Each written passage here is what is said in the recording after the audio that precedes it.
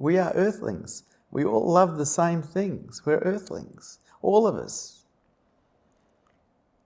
This idea of being German or British or Australian or Arab, it's just bull dust. We're all earthlings.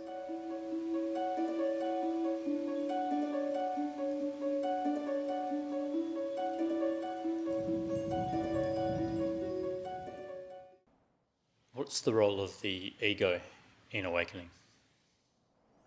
Without the ego, awakening is not possible, because it is the ego that initially wants to find enlightenment. It's the ego that does the work to prepare the mind for enlightenment. It's the ego that removes the obstacles that are in the way of enlightenment. So without the ego, there probably wouldn't be much chance of enlightenment. But the ego itself does not make it to enlightenment, because when awareness becomes aware of itself, when awareness becomes aware of beingness, the ego dies. It does not make it to enlightenment. So what is a strong ego, and is it a strong ego that's needed for awakening? I can only talk from my own experience, and I feel that a strong ego is required, because the obstacles that need to be removed, the work that has to be done on the mind, demands a fair bit of strength, a fair bit of determination, a fair bit of willpower, because we all have so many obstacles in the way in the nature of belief systems that cause contraction in us, and they all need to be undone. And so I feel that a strong ego is absolutely essential for enlightenment. A weak ego won't make it. So how does someone go about developing a strong ego? They get born. Did you feel your ego diminishing over years before it entirely dropped in awakening? As the story of me started to disappear because I lost interest in it, the ego seemed to be diminishing. But really, I didn't think that I'd ever be teaching, and so I wasn't paying that much attention to what was happening. I was just feeling happier and more joyous, and I think that was a result of me as an I not being so much in the picture. My interest was more in helping other human beings, and I'd lost the interest in the story of Vishrant. Does undoing the mind help diminish your story or the ego? Well, the whole process, from the mind's perspective, preparing itself for enlightenment or to support enlightenment, is an undoing process.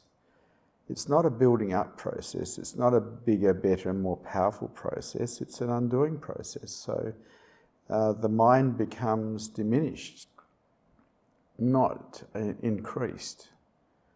And so when you start undoing all the belief systems that cause contraction in you, you're actually diminishing the mind. You're taking it apart, reverse engineering it, in fact, until it gets to a stage where it's equanimous. An equanimous mind is a mind that can take fire and give fire without reacting. In other words, it can stay calm no matter what is happening.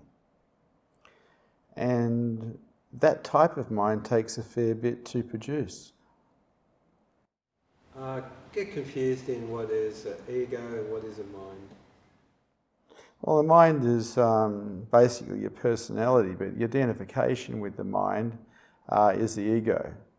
And so the personality can operate without identification, and it does quite often during the day, because it's just automatic default patterns running, and people would recognise them as you, but the identified part may or may not be there. It's the one that says mine, I, me.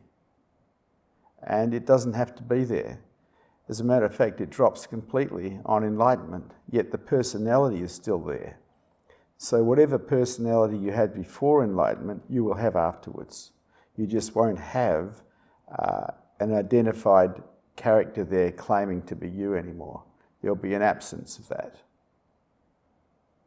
And upon enlightenment, that will be noticed. There will be a noticing of the absence of you.